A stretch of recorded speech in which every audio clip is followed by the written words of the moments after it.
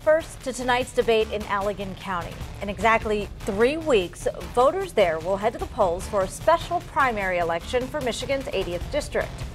It is the seat vacated by Cindy Gamrat, who was expelled from the State House last month after she and fellow Representative Todd Courser admitted to misconduct and misuse of public resources in a bizarre attempt to cover up their extramarital affair. But less than a week after her expulsion, Gamrat filed to run for her old House seat, and tonight she faced off against 6 other candidates for the Republican nomination. 24 News 8's Evan Dean sat in on tonight's debate. He joins us now live. Evan?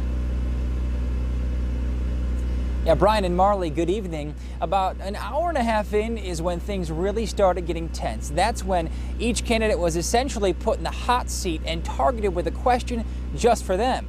And that is when some of the candidates started unloading very strong opinions. First, a quick look at the candidates. Mary Whiteford, Jim Story, Bill Sage, Kevin Travis, James Siver, Eric DeWitt.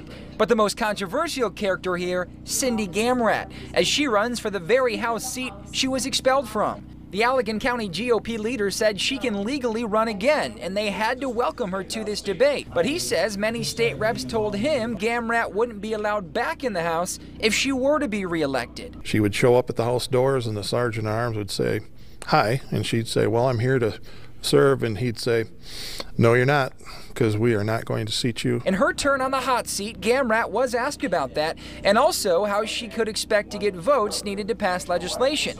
Gamrat fired back. I think, honestly, it's a huge slap in the face to the voters of Allegan County if they decide to send me back. If they want to play party politics and not pass good legislation because of petty party politics, then that is on them. That is not on me. Kevin Travis, a pro-choice supporter and self-proclaimed moderate, didn't shy away from the fact that he stands far apart from many of the conservatives at the debate table. Gerald Ford, he was pro-choice.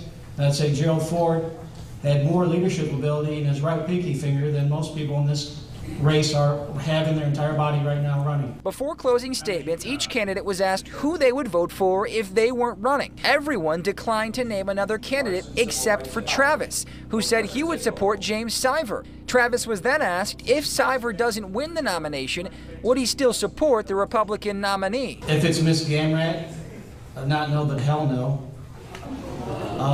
I would vote for Judge Burnett over her any day of the week.